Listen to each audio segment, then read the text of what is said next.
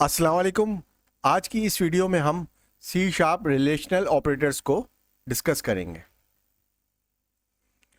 Relational operators जो है C sharp के अंदर दो ऑपरेंड्स के दरमियान रिलेशनशिप को चेक करते हैं कि आया ये दो ऑपरेंड्स जो हैं वो इक्वल हैं, ग्रेटर देन हैं, लेस देन हैं, वगैरह वगैरह। रिलेशनल ऑपरेटर्स जो हैं वो दो ऑपरेंड्स को कंपेयर करते हैं और उसके हिसाब से वैल्यू ट्रू या फॉल्स को रिटर्न करते हैं। रिलेशनल ऑपरेटर मुख्तलिफ टाइप के होते हैं जिसमें equal to, not equal to, greater than, less than, greater than और इक्वल टू, लेस देन और इक्वल टू होते हैं। तो आइए विजुअल स्टूडियो में चलते हैं और कोडिंग करके देखते हैं। तो आइए अब हम विजुअल स्टूडियो के अंदर कोडिंग करके देखते हैं। सबसे पहले हमने एक वेरिएबल डिक्लेयर किया ए, उसकी डेटा टाइप है इंटीजर और उसको हमने 10 वैल्यू असाइन की। उसके बाद हमने एक वेरिएबल डिक्लेयर किया बी, उसकी भी डेटा टाइप इंटीजर है, उसको हमने 5 असाइन की वैल्यू। ठीक है, अब हम सपोज करते हैं कि हम ये चेक करना चाह रहे हैं कि ए और बी जो दो वेरिएबल्स हैं इनकी वैल्यू इक्वल है कि नहीं है।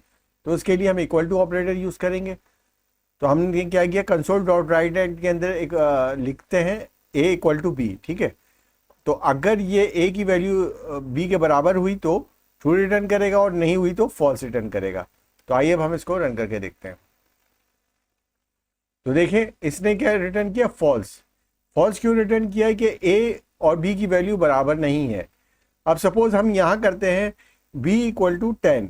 ठीक है, अब हमने क्या किया कि बी को भी 10 वैल्यू असाइन की, यानी कि ए और बी की वैल्यू बराबर हो गई है। अब हम इसको रन करके देखते हैं।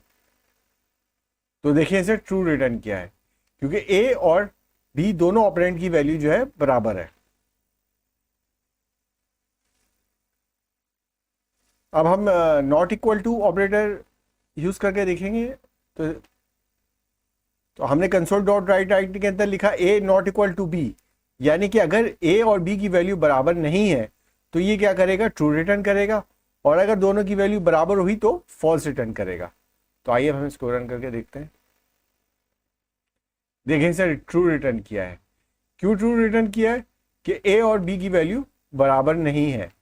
ठीक है, अब अगर हम यहां पे लिख देते हैं ए इक्वल टू 5।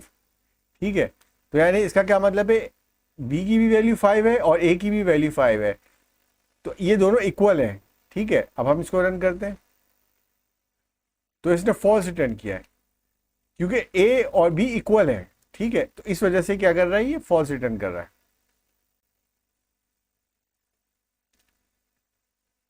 अब हम ये चेक करते हैं कि ए की वैल्यू बी से ग्रेटर है या कि नहीं।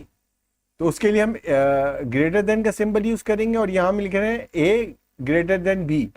अगर यानी कि ए की वैल्यू बी से बड़ी हुई तो ये ट्रू रिटर्न करेगा, और अगर बड़ी नहीं हुई तो फॉल्स रिटर्न करेगा। ए की क्या वैल्यू है 10 और बी की क्या 5, तो ये कंडीशन ट्रू हो रही है क्योंकि ए की वैल्यू बी से बड़ी है। तो आइए हम इसको रन करके देखते हैं। तो देखिए इसे ट्रू रिटर्न किया है। अब हम यहां पे लिख देते हैं b इक्वल टू 12, यानी कि अब क्या हो रहा है कि b को हमने 12 असाइन कर दिया, a को 10। तो इसका क्या मतलब है, कंडीशन फॉल्स हो रही है, a की वैल्यू b से बड़ी नहीं है। तो हम इसको रन करके देखते हैं। तो देखिए इसने फॉल्स रिटर्न कर दिया है क्योंकि ये कंडीशन ट्रू नहीं हो रही है, a की वैल्यू b से बड़ी नहीं है। ठीक है,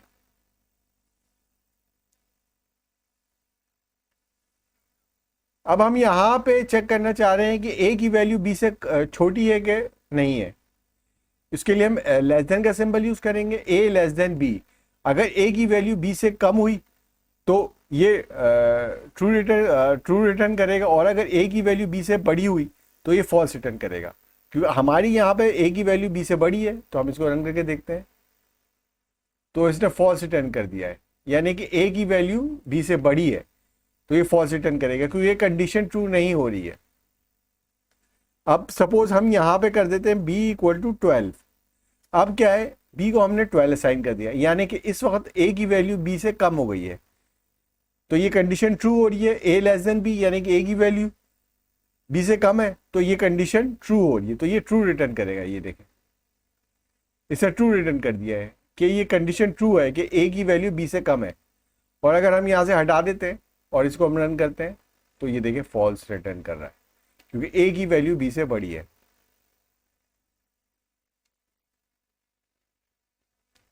अब हम ग्रेटर देन और इक्वल टू के ऑपरेटर को चेक करेंगे। ग्रेटर देन और इक्वल टू का ऑपरेटर क्या करता है कि ये चेक करेगा कि ए ग्रेटर देन और इक्वल टू बी, यानी कि ये चेक कर रहा है कि ए की वैल्यू बी से बड़ी है या बराबर है, यानी दो कंडीशन हो गई, या तो बड़ी होगी या बराबर होगी।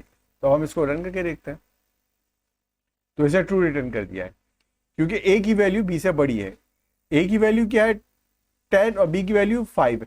अब हम बी की वैल्यू भी 5 कर देते हैं, बी की वैल्यू भी 10 कर देते हैं, बी इक्वल टू 10, यानी कि अब जो है इन दोनों की वैल्यू बराबर हो चुकी है। तो यहाँ पे ये इक्वल टू की कंडीशन चेक हो जाएगी, ये देखें ट्रू, क्योंकि ए और बी की वैल्यू बराबर है। तो हम यह चेक कर रहे हैं बराबर हो या ज्यादा हो ए की वैल्यू। अगर इन दोनों में से एक भी कंडीशन ट्रू होगी तो ये ट्रू रिटर्न करेगा। अब अगर हम यहाँ पे 12 कर देते हैं, इस वक्त क्या हुआ कि बी की वैल्यू ए से ज्यादा हो चुकी है। अब हम इसको रन करते हैं तो देखिए इसने फॉल्स रिटर्न कर दिया।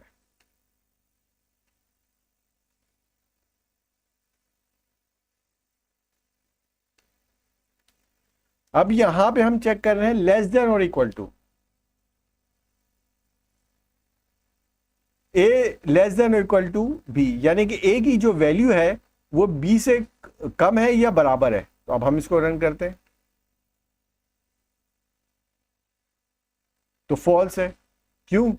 क्योंकि ए की वैल्यू बी से बड़ी है। तो क्या हो रहा है, कंडीशन फॉल्स हो रही है, तो फॉल्स रिटर्न हो रहा है। अब अगर हम यहां पे ए की वैल्यू बी की वैल्यू को 12 कर देते हैं तो क्या हो गया है, अब जो है बी की वैल्यू ए से बड़ी हो चुकी है, तो ये कंडीशन ट्रू हो चुकी है, ए लेस देन और इक्वल टू बी की। तो देखिए इसने यहाँ पे ट्रू रिटर्न कर दिया है।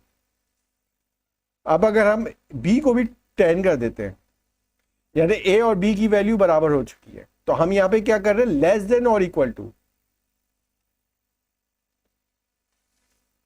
तो ट्रू, क्योंकि बी और ए की वैल्यू बराबर है तो यहां पे इसने ट्रू रिटर्न कर दिया है।